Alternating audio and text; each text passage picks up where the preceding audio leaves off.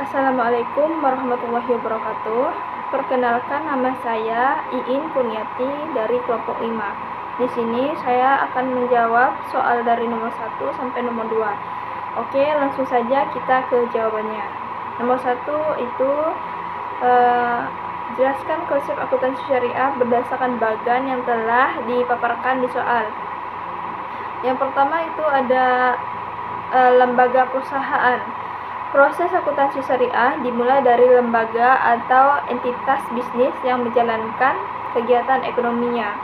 Nah, yang kedua itu adalah melakukan kegiatan bisnis harus sesuai dengan syariah. Dalam akuntansi syariah, seluruh kegiatan bisnis wajib mengikuti prinsip-prinsip syariah Islam seperti larangan riba, ghahar, dan masyir. Ketiga yaitu kegiatan pencatatan atau akuntansi. Nah, setiap transaksi dan kegiatan ekonomi yang dilakukan oleh perusahaan dicatat secara sistematis melalui proses akuntansi.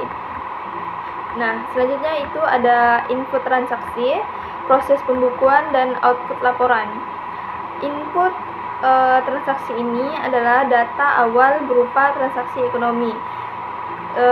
Proses pembukuan adalah data transaksi dicatat dan diproses berdasarkan prinsip-prinsip akuntansi syariah. Nah, selanjutnya output laporan, di mana hasil akhir berupa laporan keuangan yang mencerminkan kondisi dan kinerja perusahaan. Kelima yaitu adalah prinsip-prinsip akuntansi syariah, di mana keadilan merupakan laporan yang harus mencerminkan keadilan kepada semua pihak.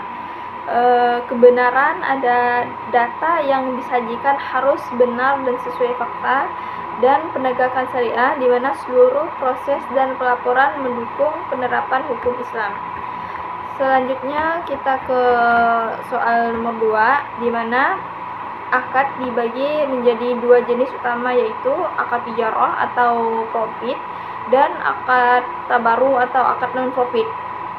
Akad tijarah ini atau akad profit bertujuan untuk mendapatkan keuntungan.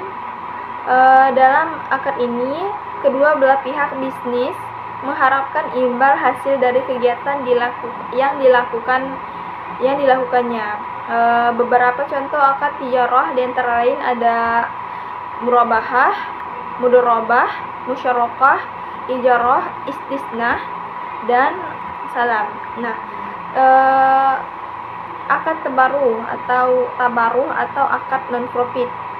Akad ini dilakukan dengan tujuan kebajikan, tolong-menolong, atau kebaikan sosial tanpa mengharapkan keuntungan finansial. Assalamualaikum warahmatullahi wabarakatuh. Perkenalkan, nama saya Nikmatus Solehah. Saya dari kelompok 5. Di sini saya akan menjawab soal nomor 3. Jelaskan tahapan pemaknaan akuntansi dari sisi akuntansi sebagai seni ilmu dan teknologi. 1. Akuntansi sebagai seni. Tahapan ini menekankan bagaimana akuntansi mencatat, mengklarifikasi, dan menyajikan laporan keuangan secara kreatif dan estetis. Pemahaman sebagai seni muncul dari kemampuan akuntan untuk meramu informasi akuntansi sehingga hasilnya menarik dan mudah dipahami walau tetap sesuai standar. 2. Akuntansi sebagai ilmu. Di tahap ini, akuntansi dipahami sebagai ilmu yang memiliki kerangka teori dan prinsip yang teruji. Misalnya, prinsip akuntansi berterima umum. Fokusnya pada pemahaman konsep dasar akuntansi, hubungan antar konsep, serta metode kuantitatif atau empiris untuk memvalidasi data. 3. Akuntansi sebagai teknologi. Akuntansi dipandang sebagai teknologi yang menghasilkan alat bantu, misalnya software akuntansi untuk memproses data keuangan. Pemahaman ini lebih menekankan pada penerapan praktis akuntansi dengan dukungan teknologi untuk meningkatkan efisiensi dan keakuratan informasi. Selanjutnya, soal nomor 4. Menjelaskan sejarah perkembangan praktik akuntansi pada masa Islam. Awal perkembangan era Nabi Muhammad, praktik akuntansi sudah dilakukan meski belum formal seperti sekarang. Misalnya saat mengelola hasil perdagangan dan mencatat zakat, sedekah, dan utang. Contohnya, sahabat Nabi seperti Zubair bin Awam dikenal sebagai pedagang sukses yang menggunakan pencatatan utang piutang secara sederhana. Masa kekhalifahan Khalifah Umar bin Khattab, beliau mendirikan sistem administrasi keuangan Diwan atau setara Departemen Keuangan. Diwan mencatat pemasukan negara, Baitul Mal, seperti pajak, kharaj, jizyah, dan mengeluarkan untuk kepentingan amal. Dokumen akuntansi ditulis dengan rapi, menggunakan bahasa Arab, dan sudah ada format pembukaan yang terstruktur. Misalnya, catatan penerimaan dan pengeluaran negara, pencatatan zakat dan wakaf. Zakat dikelola dan dicatat sebagai kewajiban sosial. Wakaf juga memerlukan pencatatan sebagai aset wakaf terjaga dan penggunaannya sesuai niat wakif. Assalamualaikum warahmatullahi wabarakatuh. Perkenalkan, nama saya Irwansyah dari kelas 6A. Saya dari kelompok 5 akan menjawab pertanyaan-pertanyaan yang telah Ibu berikan. Jadi saya akan menjawab pertanyaan nomor 5. Jelaskan secara komprehensif mengenai gagasan pembentukan akuntansi syariah dan apa yang menjadi penciri khusus antara akuntansi konvensional dan akuntansi syariah. Yang pertama adalah gagasan pembentukan akuntansi syariah lahir sebagai respon terhadap kebutuhan umat Islam untuk menjalankan aktivitas ekonomi yang selaras dengan prinsip-prinsip syariah. Akuntansi konvensional juga selama ini digunakan secara luas, berakar dari sistem ekonomi kapitalis yang berorientasi kepada laba dan kepentingan pemilik modal, tanpa mempertimbangkan aspek halal haram atau nilai-nilai etika dan moral dalam Islam. Dalam Islam, segala bentuk aktivitas termasuk ekonomi dan keuangan harus tunduk pada ketentuan syariah yang menekankan keadilan, transparansi, dan tanggung jawab. Oleh karena itu, dibutuhkan sistem akuntansi yang tidak hanya menyajikan informasi keuangan yang andal dan relevan, tetapi juga mencerminkan nilai-nilai Islam seperti kejujuran, amanah, larangan riba, ketidakjelasan, dan spekulasi.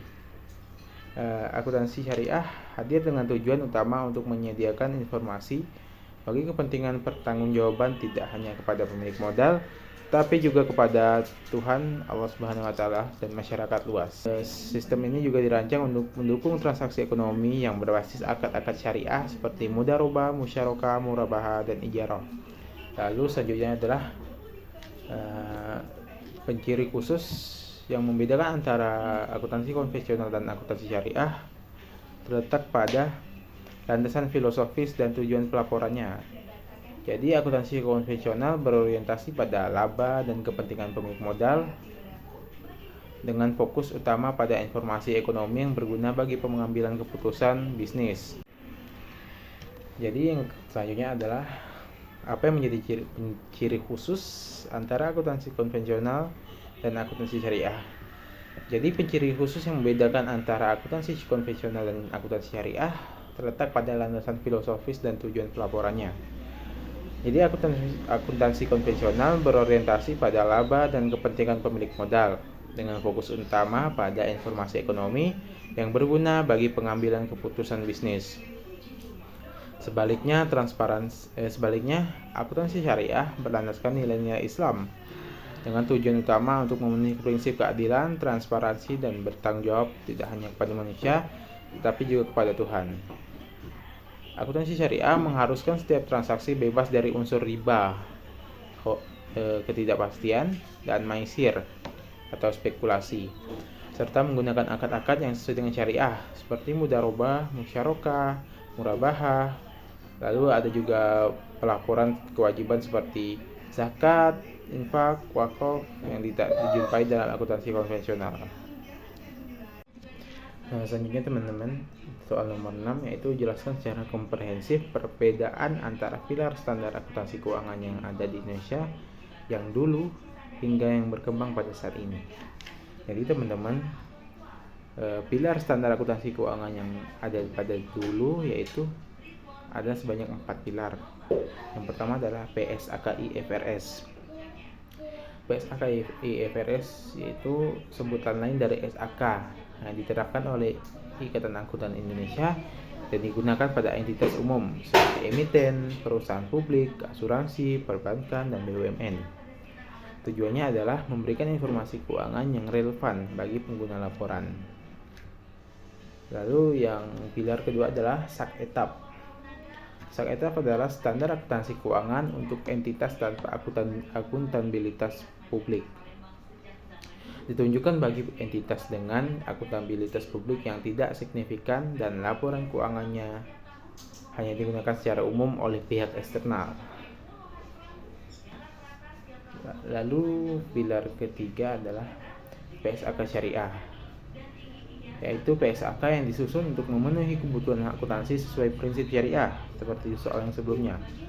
Mengingat mayoritas penduduk Indonesia beragama Islam, jadi standar ini menjadi pedoman bagi entitas yang menjalankan transaksi syariah seperti bank syariah, pegadaian syariah, badan zakat, baik yang berbasis syariah maupun non syariah. Penerapannya mengacu pada fatwa MUI. Selanjutnya pilar keempat yaitu standar akuntansi pemerintahan atau SAP yang diterbitkan oleh Komite Standar Akuntansi Pemerintahan dan ditetapkan sebagai peraturan pemerintah. SAP digunakan dalam penyusunan laporan keuangan dan laporan keuangan pemerintah pusat dan laporan keuangan pemerintah daerah atau LKPD. Jadi tujuan dari SAP ini adalah untuk memastikan transparansi, partisipasi, dan akuntabilitas dalam pengelolaan keuangan negara guna mewujudkan pemerintah yang baik dan bersih. Lalu pilar akuntansi yang sekarang yaitu pertama adalah SAK internasional. SAK internasional adalah PSAK dan ISAK yang diterbitkan oleh DSAK IAI yang mengadopsi penuh IFRS Accounting Standard yang diterbitkan oleh International Accounting Standard Board atau IASB. Lalu pilar kedua adalah SAK Indonesia. SAK Indonesia adalah PSAK dan ISAK yang diterbitkan oleh DSAK IAI serta peraturan regulator pasar modal untuk entitas yang berada di bawah pengawasannya sepanjang peraturan regulator pasar modal tersebut tidak bertentangan dengan PSAK dan ISAK yang spesifik untuk suatu transaksi, peristiwa, atau kondisi. Lalu pilar yang ketiga adalah SAK Indonesia untuk EP atau untuk etap. SAK Indonesia untuk EP atau etap adalah SAK yang diterbitkan oleh DSAK IAI yang dapat digunakan oleh entitas privat atau entitas tanpa akuntabilitas publik yang memenuhi persyaratan yang diterapkan oleh standar akuntansi keuangan dimaksud.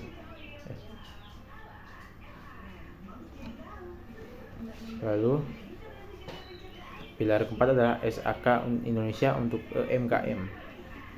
Jadi SAK Indonesia untuk UMKM adalah SAK yang diterbitkan DSAK IAI yang dapat digunakan oleh entitas mikro, kecil, dan menengah yang memenuhi persyaratan dalam standar akuntansi keuangan yang dimaksud. Jadi sekian presentasi jawaban dari kelompok 5. Kurang lebih mohon dimaafkan. Saya mewakili teman-teman ingin berterima kasih, saya akhiri. Wassalamualaikum warahmatullahi wabarakatuh.